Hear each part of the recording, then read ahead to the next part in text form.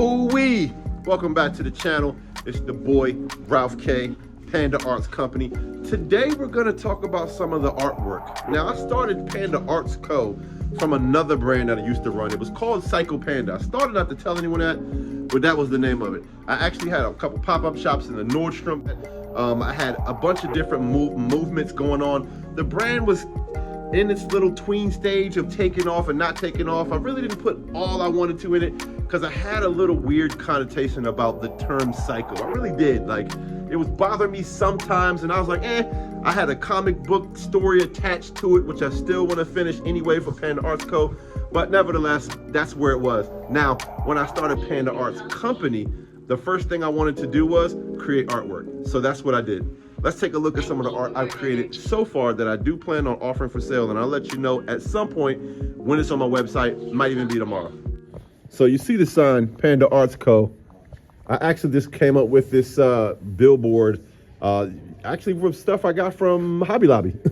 I just came up with it. I was like, I want to see my name in the sky, so there it is, Panda Arts Co. The name is in the sky. Some of the artwork is up there on the wall on display. There's another piece of artwork in the store right here. I used to draw on all these boxes. I love making little island paradise things. Some of the clothing that's in the store, but we're here to talk about art. I paint on the back of all the Lovers hats, a sub-brand I had called Lovers in the Love Language that I still have, didn't had. The beanies that I will put for sale. These are just a couple. I have other ones that I will put for sale, but we're here to talk about art today. Do I consider myself an artist? I guess in some rights, yeah. Palmfish Water, this water is available. So you know all the three companies that I have, Palmfish Water, Panda Arts Company, and Panda Co. Cookies, which I'll have for sale here in the mall tomorrow. But we're here to look at Panda Arts Co. So let's look at some of the art. This piece of art hanging back here actually may end up coming with me. This was my second ever painting.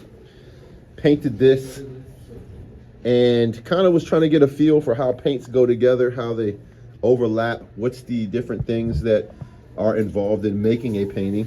This painting was made and finished on 9/6/2023. It's been over a year. Didn't even realize that it's been more than a year. So yeah, all these I guess have been over a year. I was kind of figuring out things like, how does it work? How does it really work? But I will be putting this for sale. This is a fairly large painting, as you can see. Maybe my foot is a reference. Pretty large, nice painting. I kind of like it. Some of my friends like it. I kind of did the first one in on a graphic, black and white, just on a piece of paper. So we'll see. Here's some kind of crazy art. I use a heat press. So some of the heat press shirts I had extra vinyl left over. So I was like, hey, found this little piece of art at a thrift store, and I'm just gonna put a little thin Be Choosy on there. You know the vibe. If you know, you know. So yeah, I might put this one for sale too. Something kind of cool. Be hanging in your house. I need to put a little P right there, so I might even paint that on a glass or something. We'll figure it out. So these dudes right here, yeah, these were very fun to paint. They're smaller paintings, as you can see. I don't know if you could tell by the size of that shoe in the painting. They're just like maybe 2 feet by 4 feet, something like 3 feet. But I actually really loved this painting right here. It was just the mood board of the different colors swirling together. I had a bunch of different thoughts behind it, and you know, I just went with it just to test out the colors, and I love it. I might paint 1 or 2 more like that in a way larger frame. Like I said, I love islands. I oftentimes draw those on everything, so the island vibe is definitely the vibe I shoot for. Most of the time, I'm really low-key, laid back, no stress. That's just me.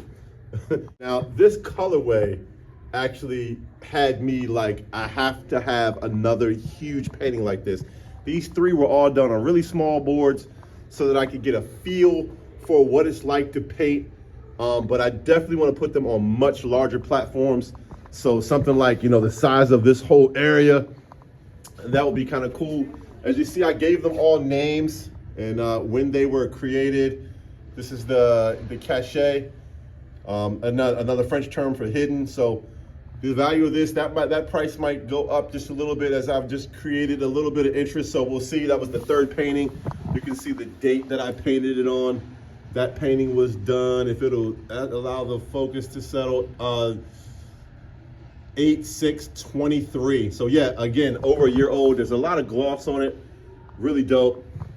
Another painting. This is the number 2 painting that I did of all the paintings. This was The de Alice.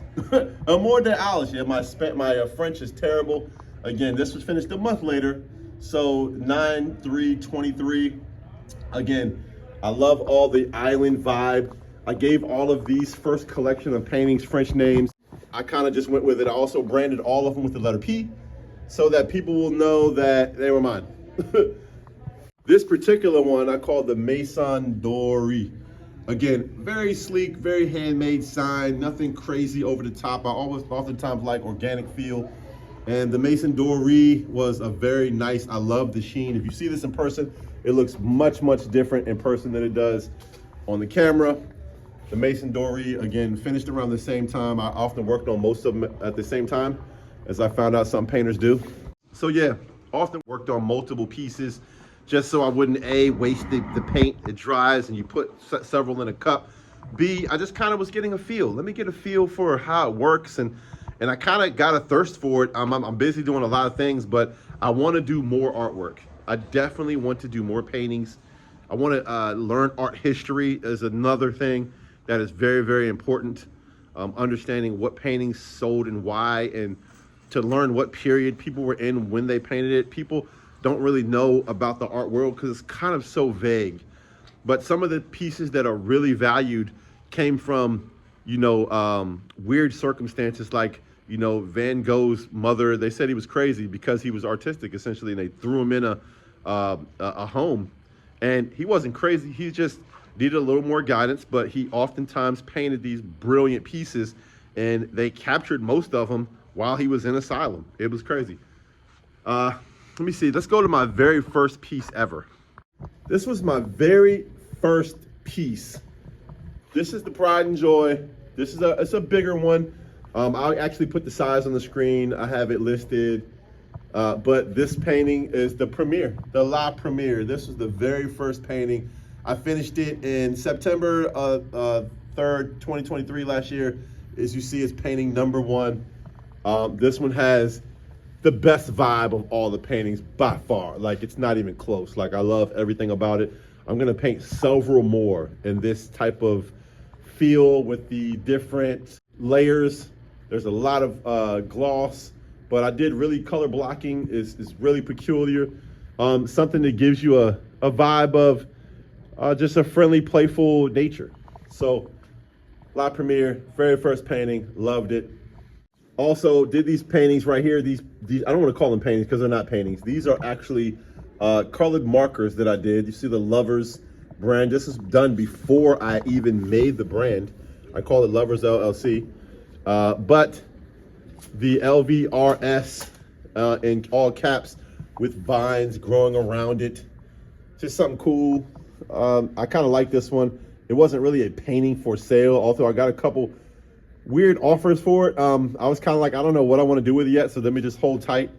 But yeah, the goal is maybe to sell that one. This was the very first, I think, drawing I ever did. I actually used this drawing for the Lovers logo.